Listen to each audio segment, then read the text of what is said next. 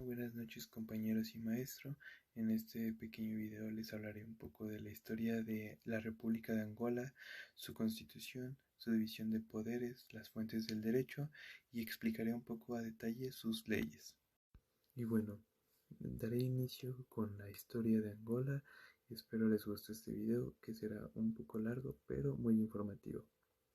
También vamos a hablar un poco sobre los portugueses que estuvieron presentes en diversos puntos de la costa que hoy pertenece a Angola desde el siglo XVI e interactuaron de diversas maneras con los nativos. La presencia portuguesa se afianzó en el siglo XIX con su penetración hacia el interior del territorio y su ocupación efectiva para considerarla una colonia de los europeos, tal y como se estipuló en la Conferencia de Berlín de 1884. La consolidación de la colonización no se produjo sino hasta la década de 1920, después del sometido del pueblo Mbanda y el secuestro de su rey Mwenbandu Kapoba. Bueno, para empezar, los habitantes originales de la actual Angola fueron cazadores y recolectores y hablaban la lengua khoisan, poco numerosos y bastante dispersos. Con la expansión de los pueblos bantúes que alcanzaron el actual territorio de Angola a partir del año 1000, fueron absorbidos por estos o se dispersaron en dirección al sur. Algunos grupos reducidos aún se encuentran en el sur de Angola, otros al norte de Botsuana y de Namibia. Los bantúes eran un pueblo de agricultores, recolectores y cazadores, que probablemente comenzaron sus migraciones desde la selva húmeda, en lo que hoy es la frontera entre Nigeria y Camerún. Su expansión se dio en grupos pequeños, que se reubicaron en respuesta a circunstancias ecológicas, económicas o políticas. A través del siglo XVI y siglo XVII establecieron en el espacio de Angola contemporánea una serie de reinos, siendo el principal el Reino del Congo. Este comprendió al noreste de Angola actual, el oeste de la República Democrática del Congo y de la República del Congo, y el sur del actual Gabón. La franja que en la actualidad es frontera entre Angola y la República Democrática del Congo y su apogeo se dio durante el siglo XII y el siglo XVII. En 1482, a la desembocadura del río Congo, llegó una flota portuguesa comandada por Diogo Jao. Ese fue el primer contacto con los antepasados de los actuales angoleños, concretamente con el Reino del Congo, y el preludio del proceso colonizador que a lo largo de 5 siglos pasó por periodos muy diferentes. Ahora bien, hablaremos sobre el periodo colonial. Portugal llegó al territorio en 1483 en el río Congo, donde existía el Congo que se extendía del actual Gabón en el norte hasta el río Kwanza en el sur. Portugal estableció en 1575 una colonia portuguesa en Luanda, basada en la trata de esclavos. Los portugueses tomaron gradualmente el control de la franja costera a lo largo del siglo XVI, a través de una serie de tratados y guerras, formando así la colonia de Angola, todavía de pequeña dimensión y que pertenecería a España de 1580 a 1640, debido a su unión con Portugal. Los neerlandeses ocuparon Luanda desde 1641 hasta 1648, proporcionando un impulso para los estados antiportugueses. En 1648, Portugal retomó Luanda e inició un proceso de conquista militar de los estados de Congo y Dongo, que terminó con la victoria de los portugueses en 1671. El control administrativo total portugués del interior no ocurrió hasta comienzos del siglo XX. En 1951, la colonia fue recategorizada como una provincia de ultramar, llamada también África Occidental Portuguesa. Tras la decisión de Portugal de apostar por un Estado multirracial frente al proceso de descolonización, surgieron en Angola 3 movimientos de independencia. El primero de ellos fue el Movimiento Popular para la Liberación de Angola, con una base entre Kimbundu y la inteligencia mestiza de Luanda y lazos con partidos comunistas de Portugal y de los países del Pacto de Varsovia. Después encontramos el Frente Nacional de Liberación de Angola, con una base étnica en la religión Bakongo del norte y vínculos con el gobierno de Estados Unidos. El régimen de Mobutu Sese Seko en Zaire y el gobierno apartheidista de Sudáfrica, entre otros.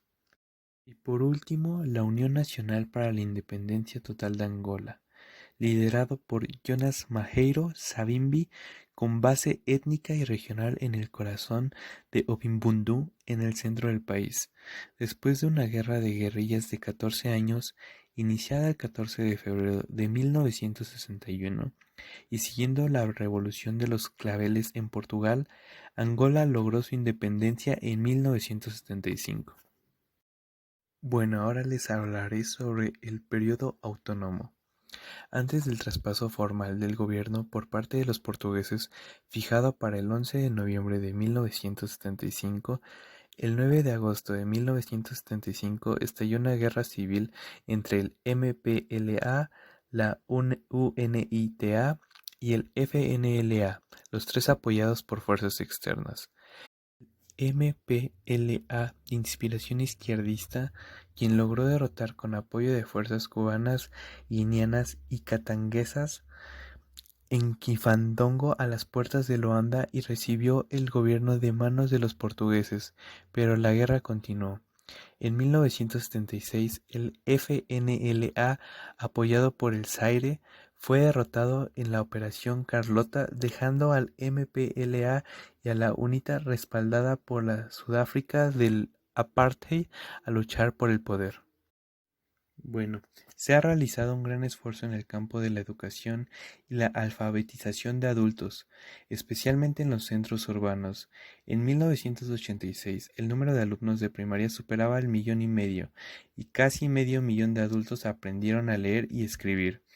El idioma de enseñanza sigue siendo principalmente el portugués, pero se han realizado experimentos para introducir el estudio de las lenguas africanas locales desde los primeros años de escolaridad. En enero de 1984 se negoció un acuerdo. Sudáfrica obtiene de Angola la promesa de retirar su apoyo a la SWAPO, Movimiento de Independencia de Namibia, establecido en Angola desde 1975, a cambio de la evacuación de las tropas sudafricanas de Angola. A pesar de este acuerdo, Sudáfrica, bajo el pretexto de perseguir a los guerrilleros de la SWAPO, lleva a cabo operaciones a gran escala en suelo angoleño. Cuando UNITA estaba siendo atacada por las fuerzas del gobierno angoleño, paralelamente Sudáfrica está organizando ataques en Angola. En mayo de 1985, una patrulla angoleña interceptó a un comando sudafricano en Malango, que estaba a punto de sabotear instalaciones petroleras. Mientras tanto, Estados Unidos proporcionaba misiles tierra-aire Stinger a los rebeldes a través de la base Camina en el sur del Zaire, una base que Estados Unidos consideraría reactivar permanentemente. Estados Unidos proporcionó misiles tierra-aire Stinger a los rebeldes a través de la base Camina en el sur del Zaire, una base que Estados Unidos consideraría reactivar permanentemente. La ayuda de Estados Unidos incluiría también armas antitanque para que UNITA pueda resistir mejor las ofensivas cada vez más amenazadoras del ejército de Luanda contra las zonas que siguen bajo su control en el este y el sudeste del país. En 1991, luego de la batalla en Cuito-Cuenavale en 1988, tras largas negociaciones, Sudáfrica y Cuba aceptaron retirarse de Namibia y Angola respectivamente. Entonces el gobierno de Angola y la UNITA acordaron convertir a Angola en un estado multipartidista. Sin embargo, después de que José Eduardo dos Santos del MPLA ganara las elecciones presidenciales supervisadas por observadores internacionales, la UNITA volvió a desatar las hostilidades alegando fraude, alegación que no fue avalada por los observadores. Un nuevo acuerdo de paz en 1994, llamado Protocolo de Lusaka, entre el gobierno y la UNITA, vio la integración de exinsurgentes de la UNITA en el gobierno. Un gobierno de unidad nacional se instaló en 1997. Sin embargo, la UNITA alegó que el gobierno no estaba cumpliendo los acuerdos y reanudó las hostilidades en 1998. Esta vez la ONU aprobó una censura contra la UNITA. El presidente José Eduardo dos Santos suspendió el funcionamiento regular de las instancias democráticas debido al conflicto y lanzó una ofensiva mayor que aplastó las fuerzas convencionales de la UNITA en 1999 y recapturó las ciudades principales. La UNITA anunció una vuelta a la guerra de guerrillas. El 22 de febrero de 2002, Jonas Savimbi, el líder de la UNITA, fue abatido en una emboscada en la provincia de Moxico y se alcanzó un alto al fuego entre las dos facciones. La UNITA deja la lucha armada y se transformó definitivamente en un partido político. En 2008 se llevaron a cabo las elecciones parlamentarias después de 10 años de suspensión de garantías y procedimientos democráticos, con la aprobación en lo general por parte de los observadores internacionales, quienes denunciaron también varias irregularidades.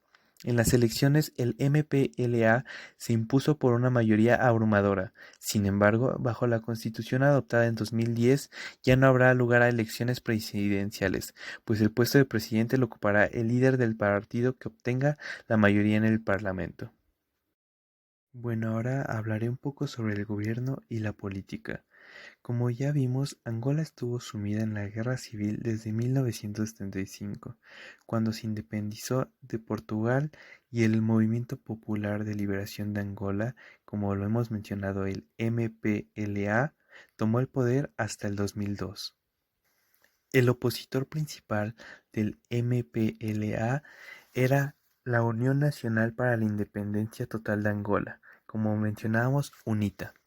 En 1990 se firma un acuerdo de paz que abre la puerta a un sistema multipartidista, con una constitución adoptada en 1992 y a elecciones legislativas y presidenciales realizadas en el mismo año. El MPLA obtiene la mayoría absoluta en las primeras, aunque no en las segundas, pero la UNITA no reconoce estos resultados y vuelve de inmediato a la guerra civil. Aunque sus diputados participen normalmente en los trabajos de la Asamblea Nacional, en 1998 es constituido un gobierno de unidad y reconciliación nacional, dominado por el MPLA, pero con ministros de la UNITA y de la FNLA, pero al mismo tiempo la guerra continúa hasta 2002, terminando con la muerte de Jonas Savimbi, líder de la UNITA. De acuerdo con la Constitución de 1992, el Ejecutivo del Gobierno se compone del Presidente, el Primer Ministro y el Consejo de Ministros.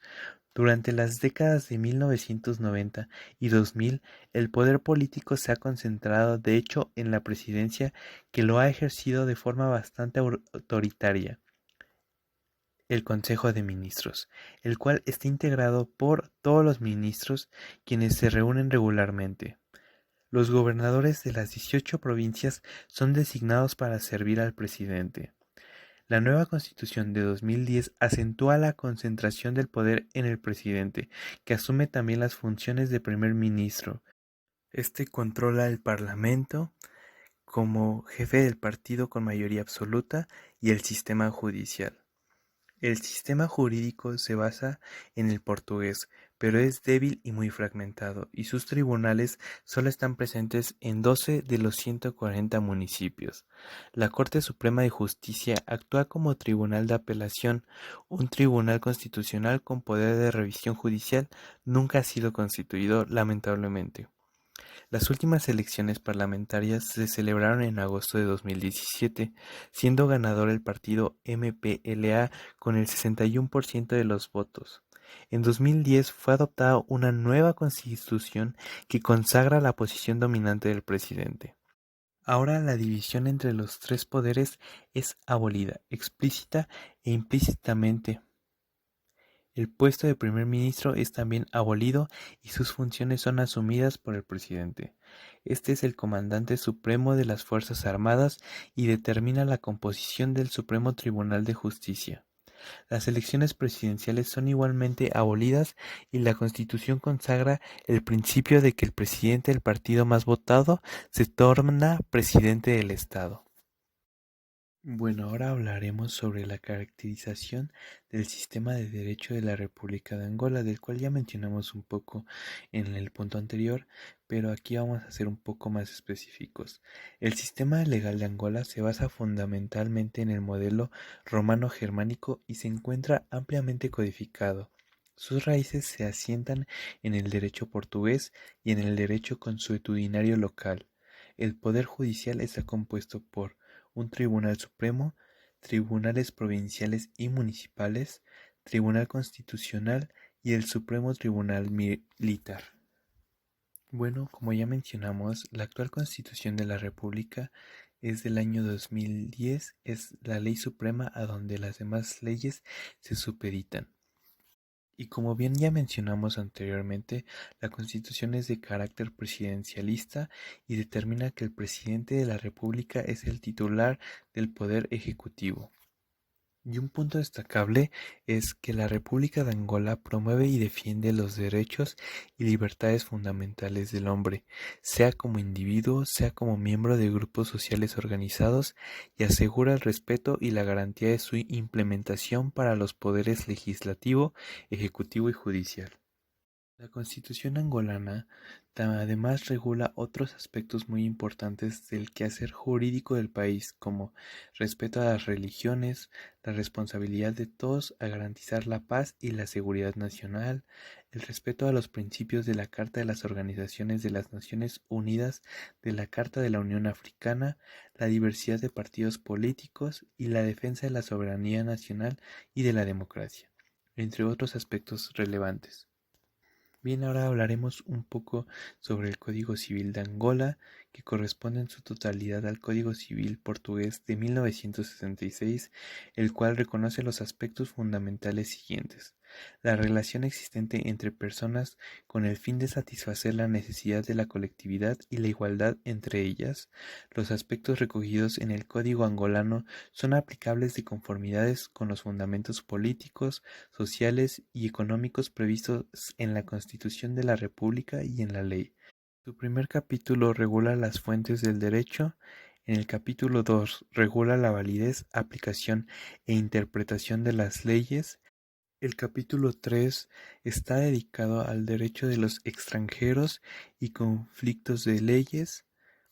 Código Civil también regula las relaciones jurídicas, personalidad y capacidad jurídica, las personas jurídicas, asociaciones no constituidas en sociedad y los comités especiales.